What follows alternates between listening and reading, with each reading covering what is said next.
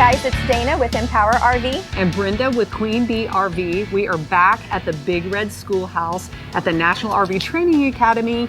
And you will notice that there are classes going on in the background. It's raining outside today, so we decided to take advantage and come inside the schoolhouse. Plus, we've got all kinds of props in here that we can use. So thanks for bearing with us. We are going to be talking about propane today. When the women come to our workshops, this is one of their biggest fears. They're really, a lot of women don't even use their propane systems because they're so fearful of this. And we thought we have a whole class talking about all the safety features.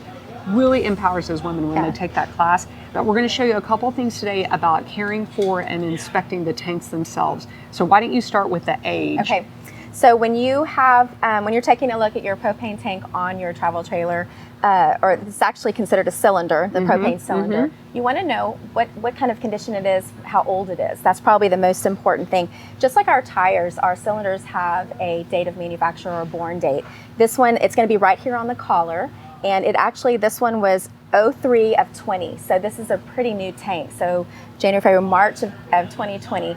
And these cylinders are certified by the Department of Transportation. They're regulated through them.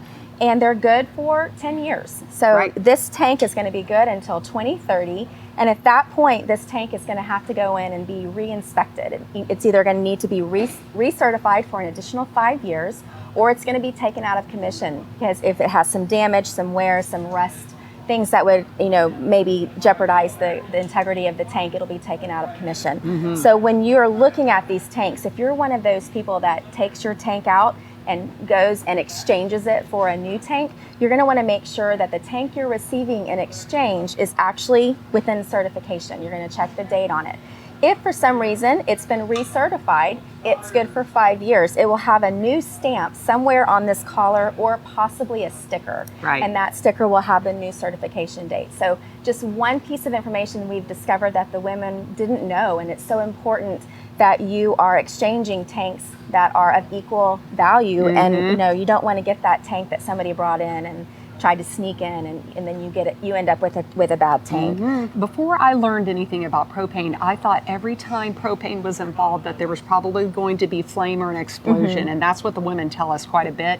And really, the propane is contained here. And this process of removing the cylinders or tanks and taking them to get filled is very, very simple, and we're going to go through the steps now. So the first thing, we have some checklists that we go through in our classes, and one of the first things you're going to do is turn off all of the appliances inside that are calling for propane. So that's like the furnace or the cooktop or the water heater or even the refrigerator, the absorption refrigerator. Turn off all the propane fueled appliances, come out to the tank. You're going to look at the service valve here and look at the arrows and turn it to the closed or off position. So that's righty-tighty.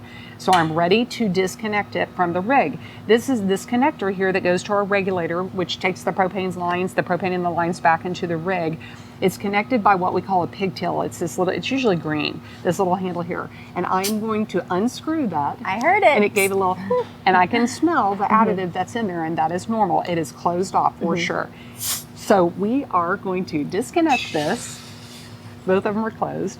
The pigtail, that was funny. We're using a prop rig in the schoolhouse here right now. So, and you might gently lay that aside. You're going to take this off its storage platform. And this one, there's a dual system here, and it's held down with this little bar and the wing nut. So go ahead and unscrew this and take the little securing bar, set the regulator to the side, and then you'll lift the cylinder itself up out of here. And before we transport it, I almost always forget this. There's a little dust cap that you're going to cover the opening on the service valve with. Keep it nice and clean. Don't want any debris or anything to get in there.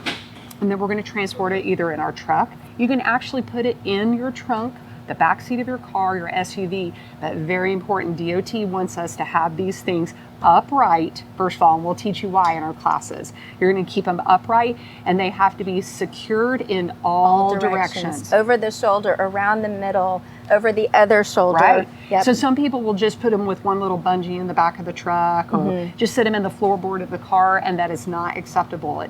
There's a certain measurement that it needs to be secured. And so one way to do it in the back seat of your car is the lap and safety belt. The seat belt. And actually, if you put it in the middle, you can pull both sides of the lap and safety belt. Yeah. So you can use the seat belt. But another important tip, you're going to go straight there and straight home. Don't let it sit in your hot car. And then we'll get them refilled. When you come back, do everything in reverse. You're going to set it back on its platform, secure it, take the pigtail, connect it again to the actual, take the dust cap off, connect the pigtail again, righty-tighty, and then I'll be ready to open the service valve and use it again. So you had an experience on one of the campouts recently where a girl might not have gotten the connection. Right, so just as a little pro tip that we've given, that I've shared with some other ladies, when you are traveling, and especially if you're on those bumpy roads, and we seem to always hit those when we're pulling our camper, right?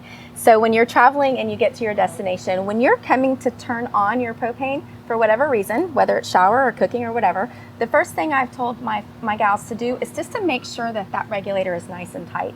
It can work itself a little bit loose. The connections. The connection for I'm sorry, not the regular, but the little connection here, or the green one, the green connection pigtail. You want to make sure that's nice and tight. They can work themselves loose a little bit, and if in the most perfect of circumstances, you could get just a tiny little leak. And we had a woman who had the smell of propane. She thought she had a leak. Upon further investigation with all my tools and everything, I realized that it was just a very, very slight, just a tiny little crack in this right here. And that was, she had a window open inside her camper. She had the AC going, so it was just sucking it right up. And it was resolved by just tightening up that pigtail. So now you're going to turn on, before you turn on your propane tank, you're going to make sure that pigtail's tight every single time. Got it. So hopefully that was helpful. Yeah, hopefully you enjoyed this. You learned a little something about propane. You know it's not as scary as it's made out to be. It's a great feature to have on campers. So if you like this content, give us a like, follow us in our social media channels down below, leave us a comment, and see us next time on the next episode.